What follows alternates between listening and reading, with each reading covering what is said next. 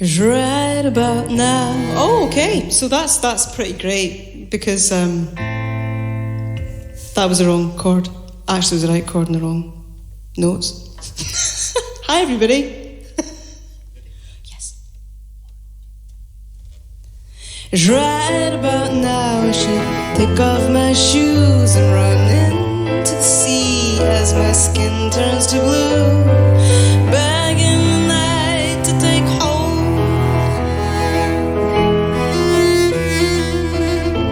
Begging the night to take hold of her up its anesthetic. Begging the night to take hold. Dive into its black magnetic. For girls and their chit-chat. For girls are swapping this and that. For girls they imagine what good is doing that. What good could come from that. It's right about now I should take off my shoes and run into the sea as my skin turns to blue. Begging the night to take hold.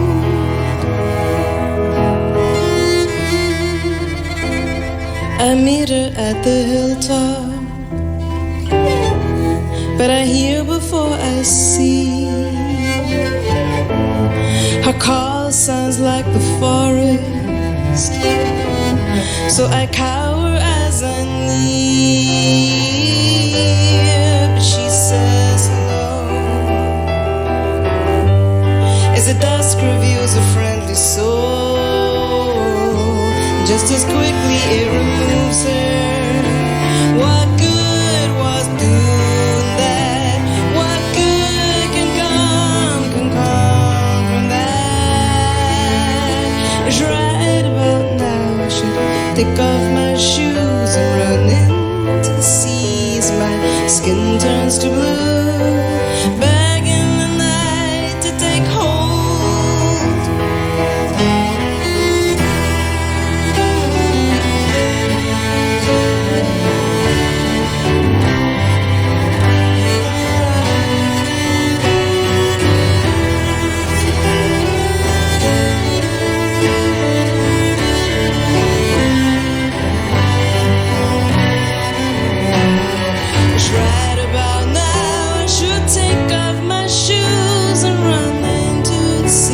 As my skin turns to blue. But I stand and stare at this lace of wear, and I ask you to tell me, what is it out there? Oh, that entrances something that dances.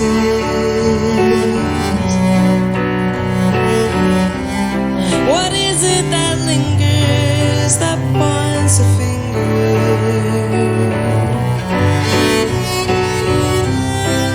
Oh, that entrances, something that dances. It's right about now I should take off my shoes and run into the sea as my skin turns to blue.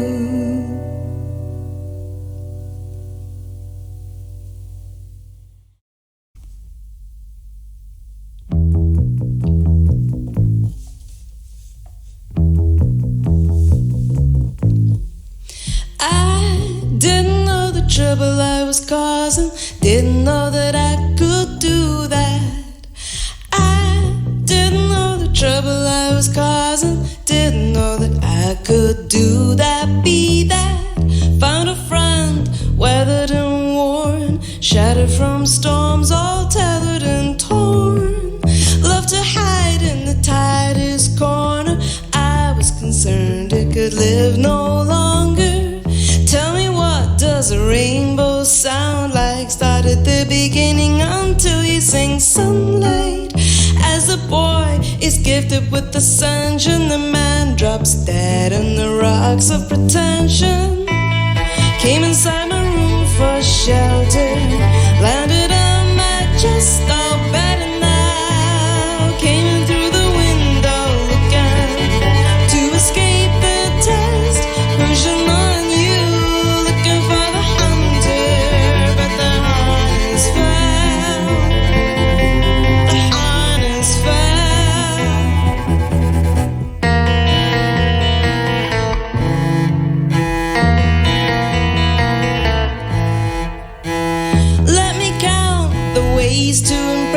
you sitting on my shelf, my accumulated wealth.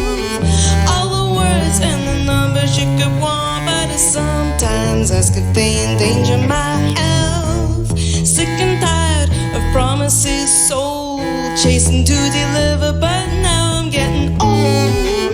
Not allowed to start complaining. Should I just wait for you to call my name? Then came inside my room for shelter, landed on my chest, all better now. Came in through the window looking to escape the test, pushing on you, looking for the hunter, but the harness fell. The harness fell. Let me out, let me shout for you. Make us whole, make us follow through.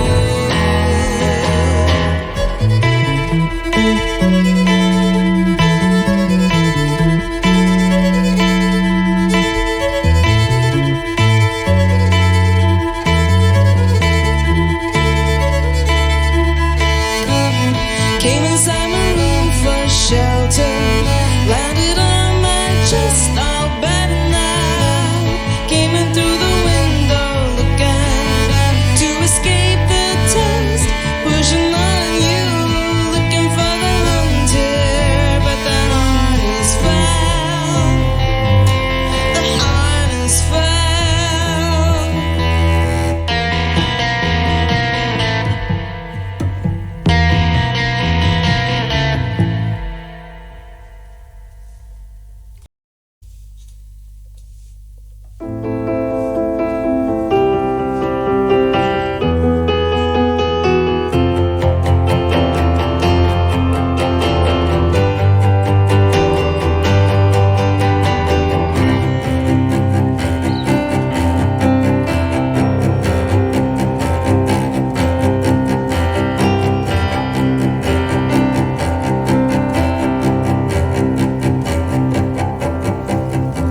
Every day is hellbound on delivering fresh heaven sent.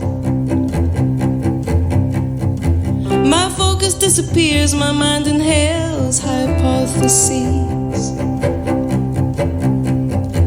Rogues and thieves, you know, they masquerade as new ideas. And as the thunder peals, the damage done becomes revealed. Can only move by standing still, forget the views beyond the hill. You got this upside down, so pour it out. Don't like to say hello, but love, if you might help me make it so. Hey, the introduction, but still reveling in deconstruction. You got lots to talk about, but I prefer to walk about. Give the moment center stage before we turn another page. Can only move by standing still, forget the views beyond the hill. You've got this upside down, so pour it out. Too many numbers and not enough poetry. I let them fight to the death, but will it also be the death of me? The doors we leave ajar, just let the breeze in from afar. Reminds me of the dalliance that I enjoy with second chances. My legs still proceed, but whirling thoughts, they just bury me. 'Cause every day is new, you see, it grows another branch of my future tree. Can only move by standing still, forget the views beyond the hill. You got this upside down, so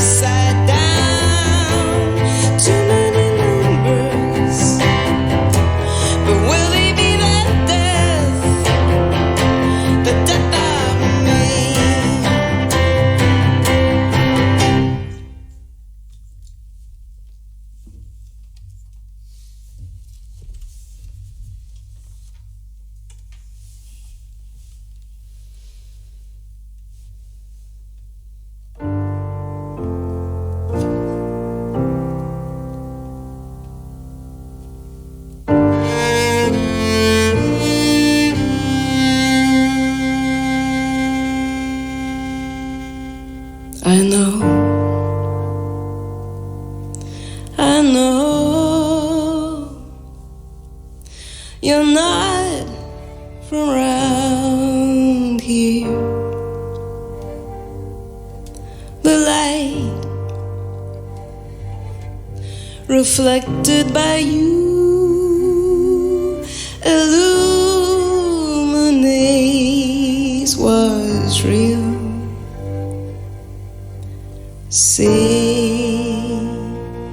it out loud. I used to be a silhouette.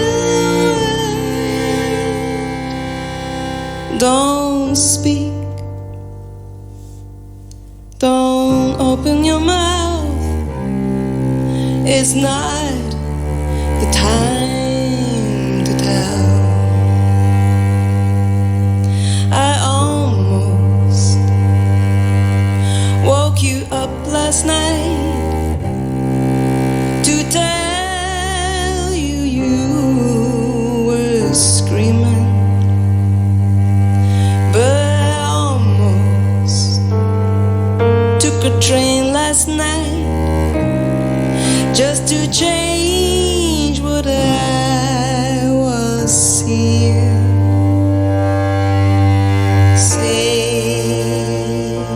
It out loud. I used to be a silhouette. I used to be a silhouette.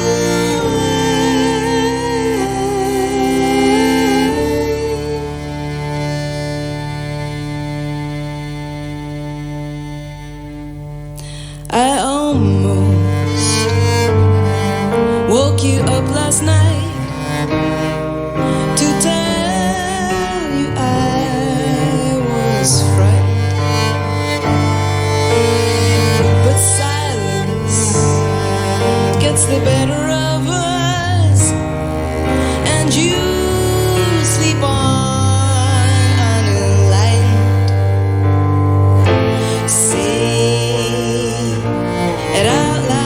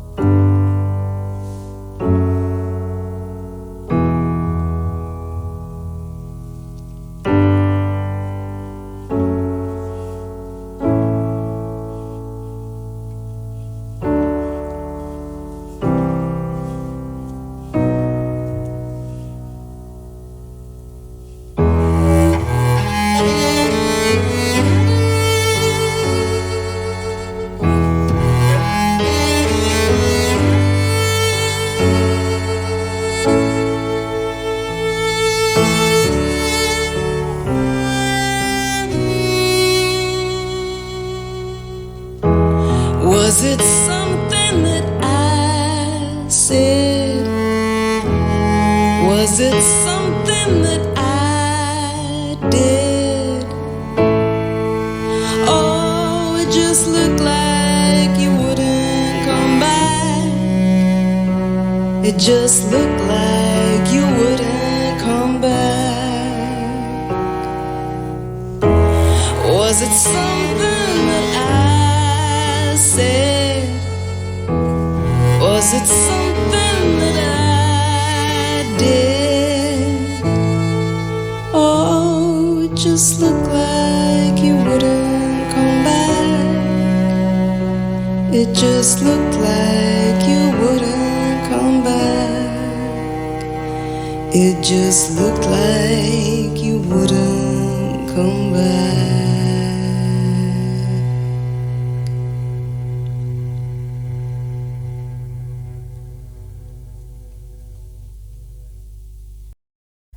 Fabulous. Once again, Emma Pollock live in session with Prize Hunter. Emma, welcome back to the programme. Hello.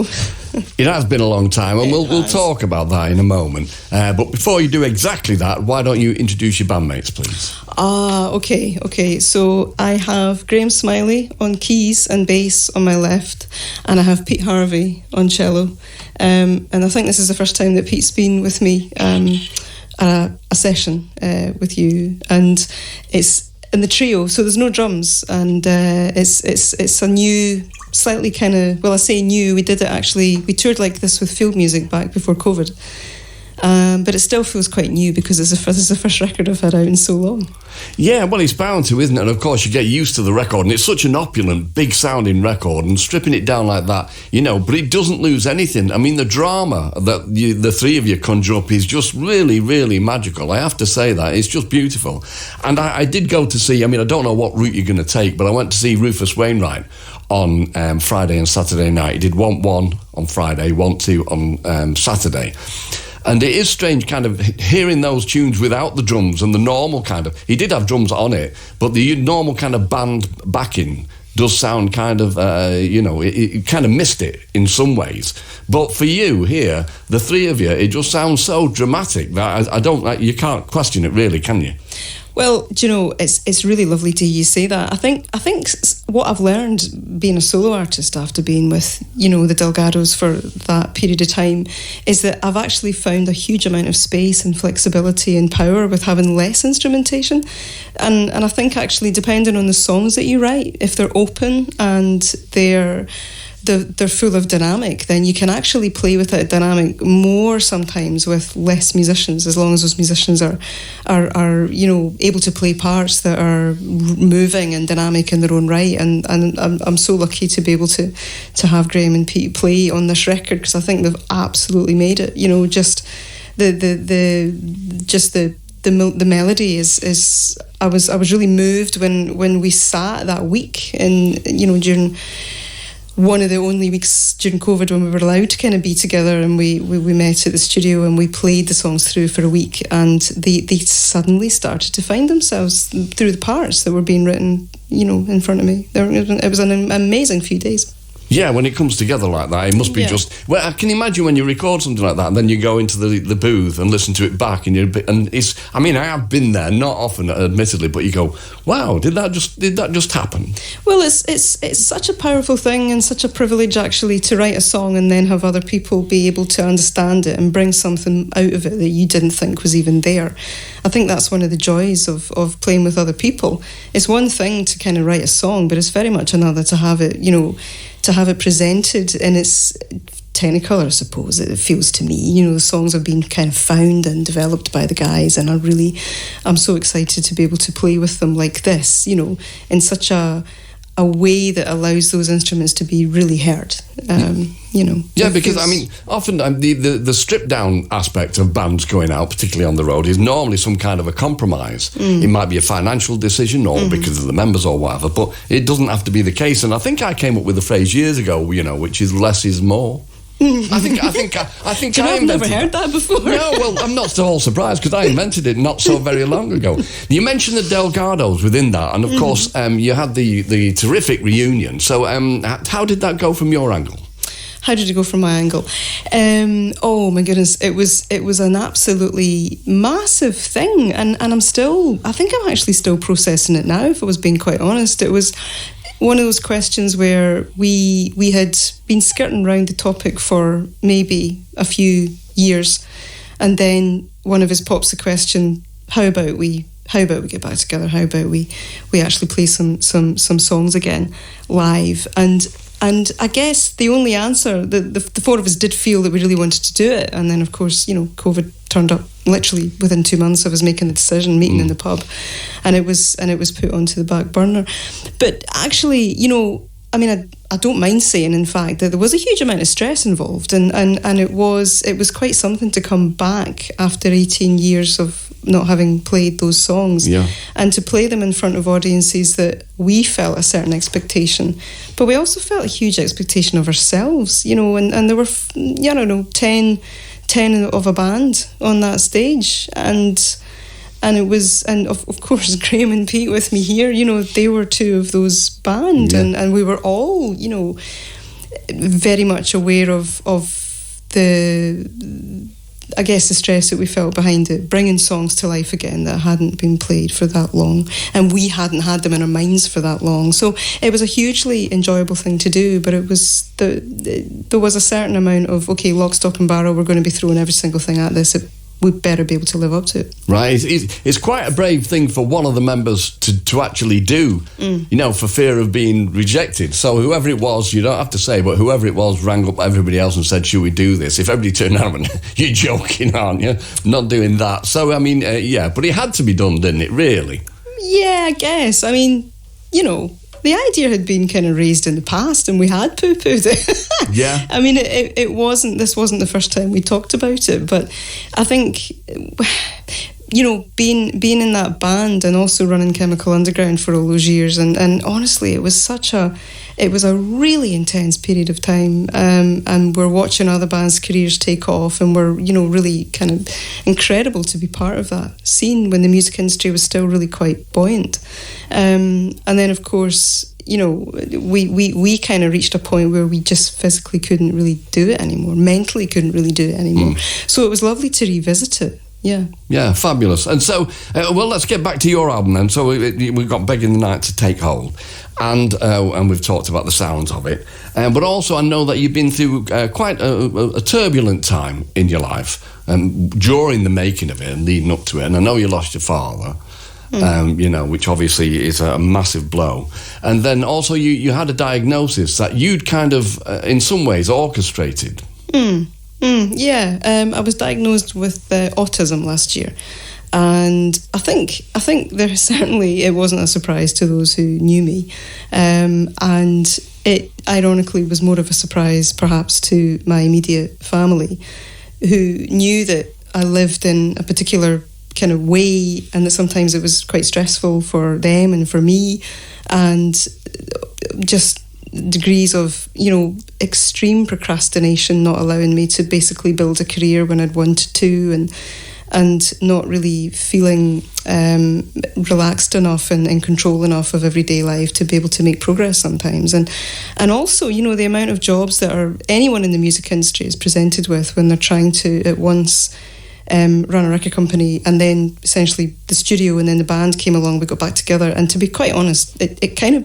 that was the straw that broke the camel's back. Right. I mean, it was the stress involved with all of that there was a breaking point, and I had to go and kind of start asking questions about why this was the case, and it's really helpful now that there's more and more conversation about neurodiversity, and it's becoming something that isn't necessarily, at least I would hope that it isn't necessarily regarded as a negative or a problem. It's more just a description of the way that somebody has been built, and I think that's really important to understand that. It's fascinating. It allows us more of an insight into how our brains are built when we're born, and the different things that have impacts, and these things have been true forever. It's just that we now understand how to recognise them, and we're giving them a name. Of course. I mean, I went to the cinema today and there was a trail for a film that I could have gone to see the screening of it last night, but it was too close to the airtime, called I Swear, featuring Maxine Peake and many other wonderful actors. And it's based around a young man with Tourette's. Yeah, I've seen the trailer. Oh, it looks amazing. I've got to see it, but within the trailer itself, he goes to this guy who's like a bit of a mentor, and he's saying, "Oh, I'm really sorry." He said, "No, you don't need to say sorry. You need to educate people." Mm-hmm. That's what he said. And also a really poignant moment a couple of years ago when I read that Pete Wiley, he was a brilliant guy. And Pete Wiley said that he'd just recently been diagnosed with ADHD, and he said, "Suddenly, my life makes sense." Yeah. There is that. I'm reading a great book by Robin Ince at the moment, who has also been diagnosed with ADHD, and he talks about how, I mean, he's a fantastic comedian. He's just such an incredibly intelligent man, and when you watch him on stage, his brain is is on fire and it's in public, and he didn't understand why he would come off stage and then feel so utterly spent, or still didn't feel that he'd been a success. And it was just because the way that his brain was constantly rolling all the time. Right.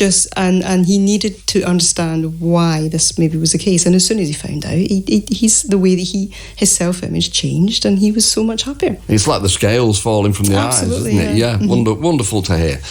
So everybody, your album is, like I say, it's just truly wonderful, and you are going out on the road. The 16th of October, so not long then, the Cumberland Arms in Newcastle, the 17th, Tin Music and Arts in Coventry, the 18th, the Louisiana in Bristol, that's a matinee show, the 19th, the Lexington in London, the 20th will be Portland Arms in Cambridge, 21st, New Adelphi in Hull, 22nd, Camera in Chorlton, Manchester, the 24th, Perth Theatre, the 25th, Stirling Tolbooth, the 26th, Edinburgh Cabaret Voltaire, the 28th, Aberdeen Lemon Tree, and finishing off at the Oranmore Auditorium in Glasgow on the 29th of October. So great to see you again, and I've got to thank all three of you for coming in and playing for us. You've got 2 more tunes to do for us now then. So Emma, what are they going to be? They're going to be Future Tree and I Used to Be a Silhouette. Fabulous. Both from the new album as well. Yeah, thank you. Thank you. Wow, that was magical. Really, really magical. Pete Harvey, Graham Smiley and Emma Pollock, live in session. You heard Future Tree and I Used to Be a Silhouette. The album is Begging the Night to Take Hold. Just wonderful. Thank you so much for coming in and playing for us. Thanks, Mark. Thanks so much.